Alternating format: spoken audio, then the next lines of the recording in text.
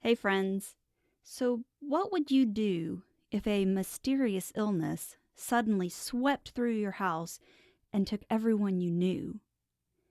It might sound a little too close for comfort these days, but thankfully, today I'm talking about a fictional story, a new story that we get to start, The Secret Garden.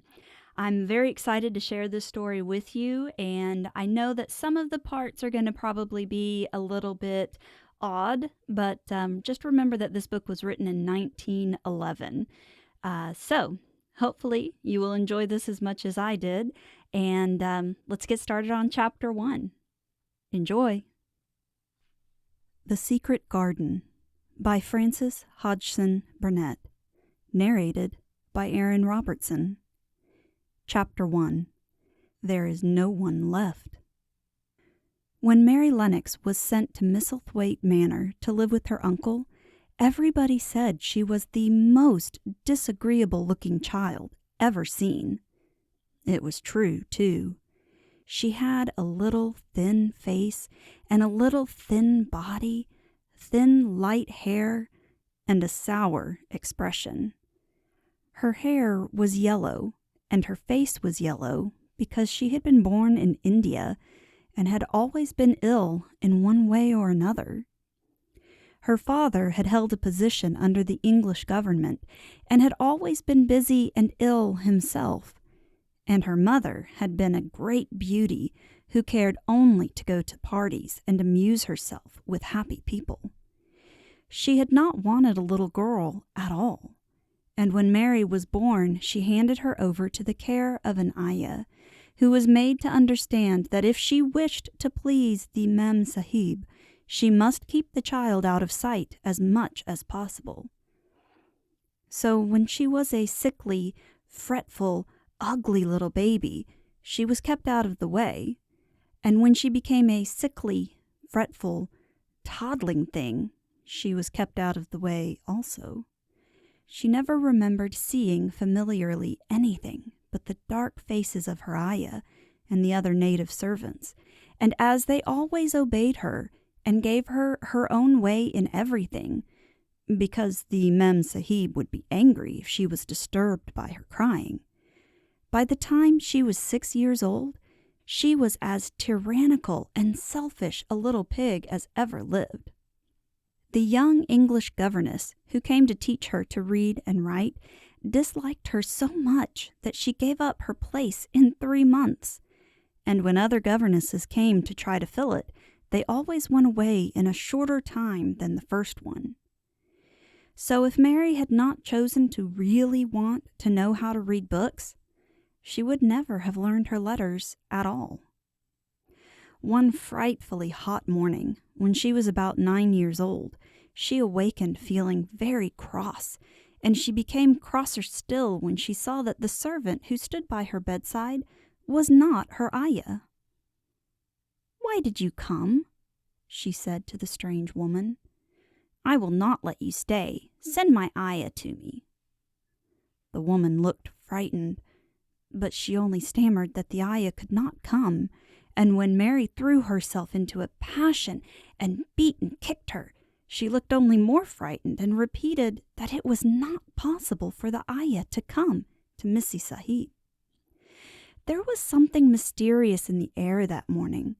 Nothing was done in its regular order, and several of the native servants seemed missing, while those whom Mary saw slunk or hurried about with ashy and scared faces. But no one would tell her anything, and her ayah did not come. She was actually left alone as the morning went on, and at last she wandered out into the garden and began to play by herself under a tree near the veranda. She pretended that she was making a flower bed, and she stuck big scarlet hibiscus blossoms into little heaps of earth, all the time growing more and more angry and muttering to herself the things she would say and the names she would call Sadie when she returned. "Pig, pig, daughter of pigs," she said, because to call a native a pig is the worst insult of all. She was grinding her teeth and saying this over and over again when she heard her mother come out on the veranda with someone. She was with a fair young man, and they stood talking together in low, strange voices. Mary knew the fair young man who looked like a boy. She had heard that he was a very young officer who had just come from England.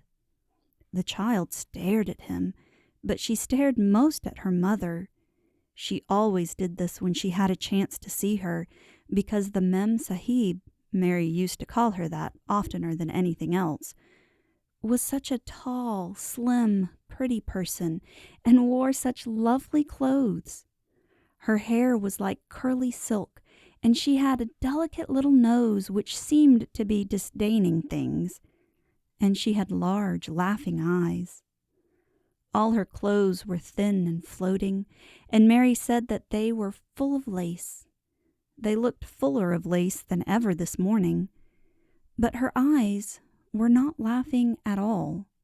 They were large and scared, and lifted imploringly to the fair boy officer's face. "Is it so very bad? Oh, is it?" Mary heard her say. "Awfully," the young man answered in a trembling voice. "Awfully, Mrs. Lennox. You ought to have gone to the hills 2 weeks ago." The Mem Sahib wrung her hands. "Oh, I know I ought," she cried. "I only stayed to go to that silly dinner party. What a fool I was." At that very moment, such a loud sound of wailing broke out from the servants' quarters that she clutched the young man's arm, and Mary stood shivering from head to foot. The wailing grew wilder and wilder. "What is it? What is it?" Mrs. Lennox gasped. "Someone has died," answered the boy officer. "You did not say it had broken out among your servants." "I did not know," the Mem Sahib cried. "Come with me, come with me." And she turned and ran into the house. After that, appalling things happened, and the mysteriousness of the morning was explained to Mary. The cholera had broken out in its most fatal form, and people were dying like flies. The ayah had been taken ill in the night, and it was because she had just died that the servants had wailed in the huts. Before the next day, 3 other servants were dead, and others had run away in terror. There was panic on every side, and dying people in all the bungalows. During the confusion and bewilderment of the second day, Mary hid herself in the nursery and was forgotten by everyone. Nobody thought of her, nobody wanted her, and strange things happened of which she knew nothing. Mary alternately cried and slept through the hours. She only knew that people were ill and that she heard mysterious and frightening sounds. Once she crept into the dining room and found it empty, though a partly finished meal was on the table, and chairs and plates looked as if they had been hastily pushed back when the diners rose suddenly for some reason. The child ate some fruit and biscuits, and being thirsty, she drank a glass of wine which stood nearly filled. It was sweet, and she did not know how strong it was. Very soon it made her intensely drowsy, and she went back to her nursery and shut herself in again, frightened by cries she heard in the huts and by the hurrying sound of feet.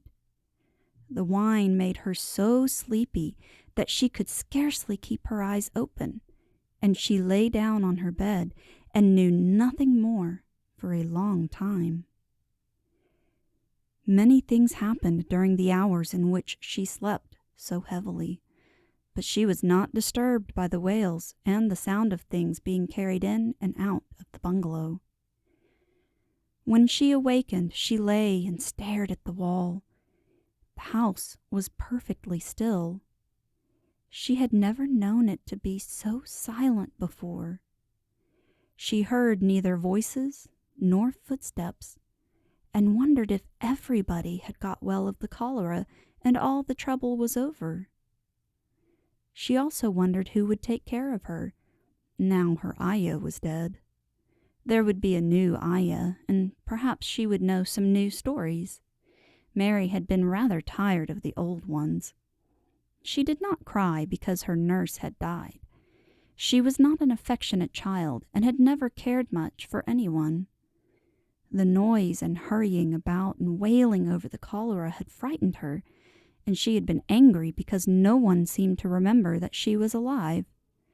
Everyone was too panic-stricken to think of a little girl no one was fond of. When people had the cholera, it seemed that they remembered nothing but themselves. But if everyone had got well again, surely someone would remember and come to look for her. But no one came. And as she lay waiting, the house seemed to grow more and more silent. She heard something rustling on the matting, and when she looked down, she saw a little snake gliding along and watching her with eyes like jewels. She was not frightened, because he was a harmless little thing who would not hurt her, and he seemed in a hurry to get out of the room.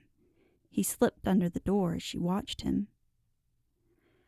"How strange and quiet it is," she said.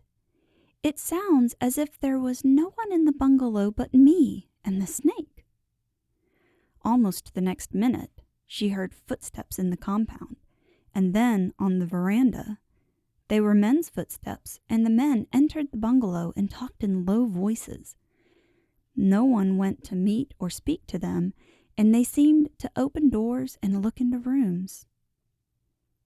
"What desolation," she heard one voice say. "That pretty, pretty woman. I suppose the child, too. I heard there was a child, though no one ever saw her." Mary was standing in the middle of the nursery when they opened the door a few minutes later. She looked an ugly, cross little thing, and was frowning because she was beginning to be hungry and feel disgracefully neglected. The first man who came in was a large officer she had once seen talking to her father. He looked tired and troubled, but when he saw her, he was so startled that he almost jumped back. "Barney," he cried out, "there is a child here, a child alone in a place like this. Mercy on us, who is she?" "I am Mary Lennox," the little girl said, drawing herself up stiffly. She thought the man was very rude to call her father's bungalow a place like this. "I fell asleep when everyone had the cholera, and I have only just wakened up. Why does nobody come?" "It is the child no one ever saw," exclaimed the man, turning to his companions. "She has actually been forgotten." "Why was I forgotten?" Mary said, stamping her foot. "Why does nobody come?" The young man, whose name was Barney, looked at her very sadly. Mary even thought she saw him wink his eye, as if to wink tears away. "Poor little kid," he said. "There is nobody left to come." It was in that strange and sudden way that Mary found out that she had neither father nor mother left, that they had died and been carried away in the night, and that the few native servants who had not died also had left the house as quickly as they could get out of it, none of them even remembering that there was a Missy Sahib. That was why the place was so quiet. It was true that there was no one in the bungalow but herself and the little rustling snake. Well, that is quite a start to Mary's story. I believe her life of leisure has just ended, and I'm curious to see how this will change her personality, probably for the better or for the worse, and I'm hoping for the better. Until Chapter 2, thanks for listening. This has been a reading of a public domain book from www.gutenberg.org. For more information about the narrator, visit www.gutenberg.org. www.erin-robertson.com or find her on Facebook at Narrated by Erin Robertson. Don't forget to hit the subscribe button.